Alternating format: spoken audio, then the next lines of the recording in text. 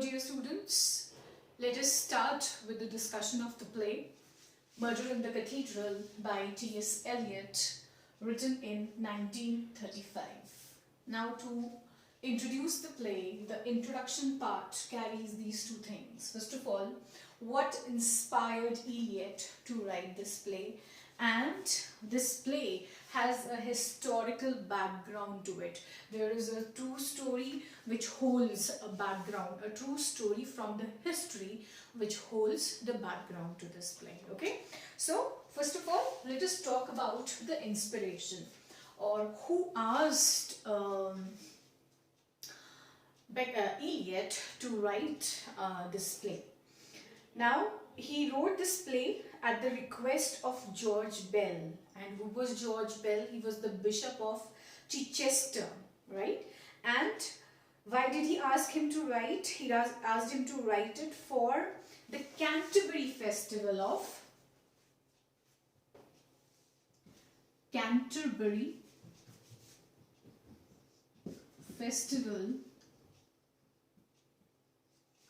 of 1935. So this was the reason for which the play was written, and it was premiered, the first show premiered, I-E-M-I-E,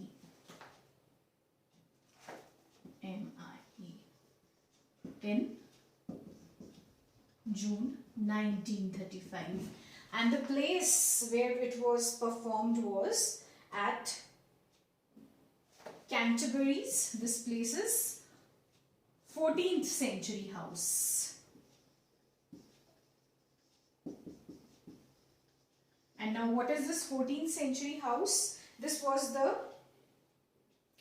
place which was 50 yards from the spot where Thomas Becket was murdered on 29 December 1170. Now suddenly, where did this Thomas Becket comes in? The historical background, or the true story which lies behind this play, is the story of Archbishop Thomas Becket and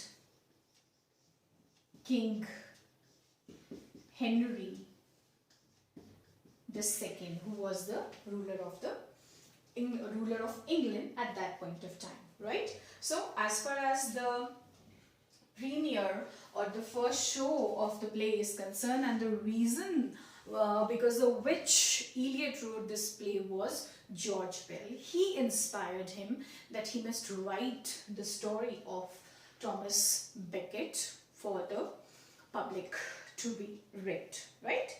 And then the play was successful, though its success also came from the occasion. This was the occasion, right, for which it was written. So this is something really important which you must mention in your introduction, that this play was written particularly for this occasion, but it came out to be a very successful play by Eliot. And when I had discussed with you a bio of Eliot, I told you that he revived the poetic drama. Now this is again a poetic drama, or a verse play, what we call. So here what he has done, he has made a conscious effort to avoid the Elizabethan influence, right? And what influence do we see? The poetic language that he has used is somewhat adopted from, you must know the name, old morality plays, you know, Every Man.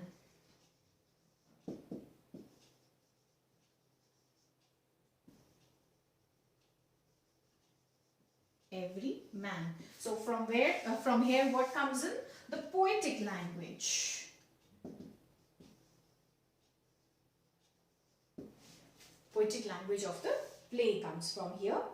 And Eliot himself admitted that the three voices of poetry, the play had drawback of having only one. Okay, that's not very significant, but yes, as far as the inspiration part is concerned, as far as the reason behind for which Eliot wrote this play is this. But ultimately this play came out to be a successful work written by T.S. Eliot, right? Now I will elaborate upon the historical background. T.S. Eliot wrote his play on the historical story of Thomas Becket and Henry II. Now, it is a very interesting story in the sense that this man, Thomas Becket, he was initially what we call the clerk of Theobald. Who was Theobald? He was the Archbishop of Canterbury. In which year? In the year 1142. He was the Archbishop. Theobald was the Archbishop and Thomas Becket was his clerk. And one thing to remember over here is that the Archbishop of England at that point of time was the most powerful person in the country after the king, and he was the most important representative of the Pope of Rome.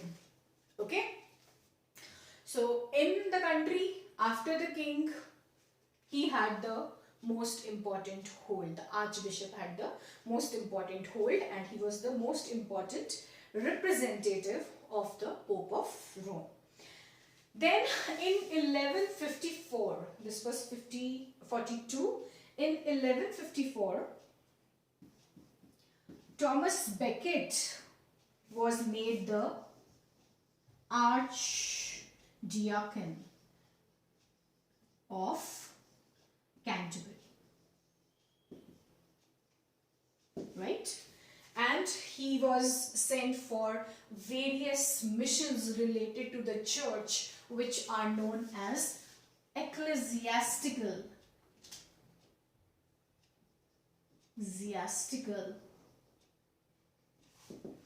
missions. Okay, and he was very successful in doing these missions. He was very efficient and the Archbishop was very happy with him. And in this process, he went to the papal court. This is papal court, where the matter of the sermonizing of the crowning, the crowning of the successor of England was taking place, and that was supposed to be King Henry II. And Becket played a significant role in making or getting him the crown, right? And in this process only, King Henry gets very much influenced by Thomas's acts, his behavior, and the way he made him he made him get the succession of England. Let me put it that way. Okay. So what happened? Out of gratitude and out of his efficiency and his knowledge, whose knowledge? Becket's knowledge, Becket's efficiency, and out of gratitude for Becket, what step did King Henry II takes? He appoints him the Archbishop of Canterbury. Okay, this is the step that he takes, and in the passage of time, they turn out to be best friends. The king takes him for various missions, various expeditions, even for hunting. So that shows that how close and how good friends they had become. Now what happened? Suddenly, a whim, जैसे हमने King Lear में पढ़ा था ना, a whim strikes him, and he asks his daughter, "How much do you love me?" Similar thing is over here also, but it is not just a whim, but it is something calculative on the part of King Henry also. Now what was the problem? The problem was that King was thinking that, of course, I am the King of England, right? But there is a problem, and what was the problem was that the second most important person after me was Thomas Becket. Okay, but now let me just rub this so I can write. Now, who is the Archbishop of Canterbury? Thomas Becket is the Archbishop of Canterbury.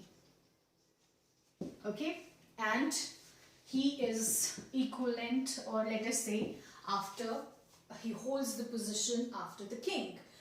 Now the king thinks that I do not have a say in what we call the laws of church.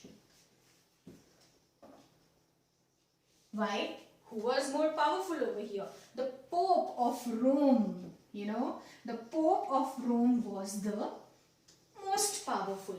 There was a kind of different law. For whom? Different laws for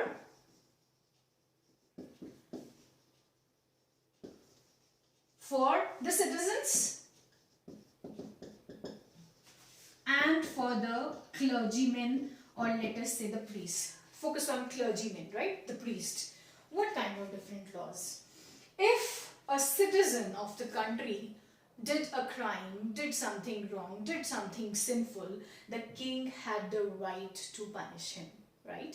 He was sentenced death, right? But in the case of priests, the clergies, the king had no role to play. Who was superior? The Pope was superior, right? And we know that at this point of time, religion was something which was holding a very important place in England, right? So king thought that I have a dear friend who belongs to the church. Who? Thomas Becket. He's the Archbishop of Canterbury. Now, no. First he was made the Chancellor. I'm so sorry, right? He made him the Chancellor of England, not the Archbishop. When this thing comes to him in his mind that I want to have the full control of all the churches of England, then he decides to make him the Archbishop. So please correct yourself. I just mentioned it wrong. So first he was made the Chancellor. Thomas Becket was made the Chancellor after after the episode of the Papal Court, right? And then when he decides, or when he thinks to get the controls on the church, and that the Pope of Rome should have no control in England and the churches of England and the religion of England, he makes Becket the Archbishop. Now what happens? Here begins the trouble. Here begins the conflict. King made Becket the Archbishop with a thought in his mind that he will be able to manipulate Becket and he would become powerful as far as the church is also concerned. When the priest did something wrong, he was not hanged, only he was defrocked, which means all his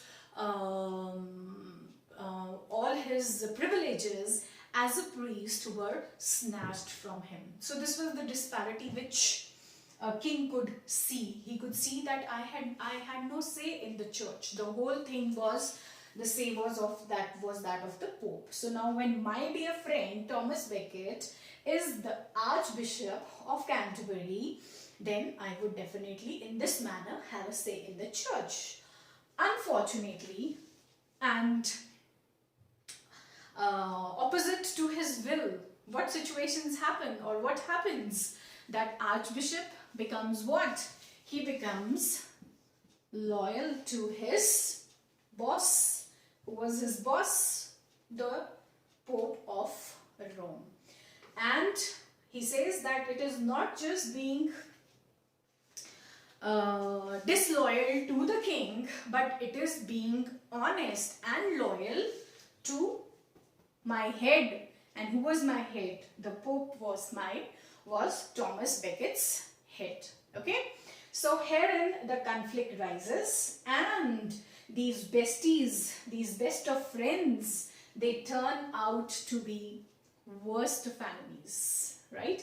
And worst, so much worst in the sense that Henry II was after his, he tried to drag him into financial, what should I say, that he dragged him into situations that he was playing with the money, he was misusing the money which he was assigned to use for various things in the church, right? So Thomas Becket, he could not see any option but to save himself. What step he takes was that he runs away from there and he goes to France. Okay, in this manner he saves himself from the rose of Henry II. Now, when the play starts, Murder in the Cathedral, when this play starts, it is almost after 7 years of this whole historical episode. This whole historical episode has taken, he has run away, and now he is coming back to Canterbury after 7 years, and from here the story or the play starts rolling. Okay, then begins the story of Murder in the Cathedral, right? And as the play starts, we learn that he's coming back to Canterbury, right?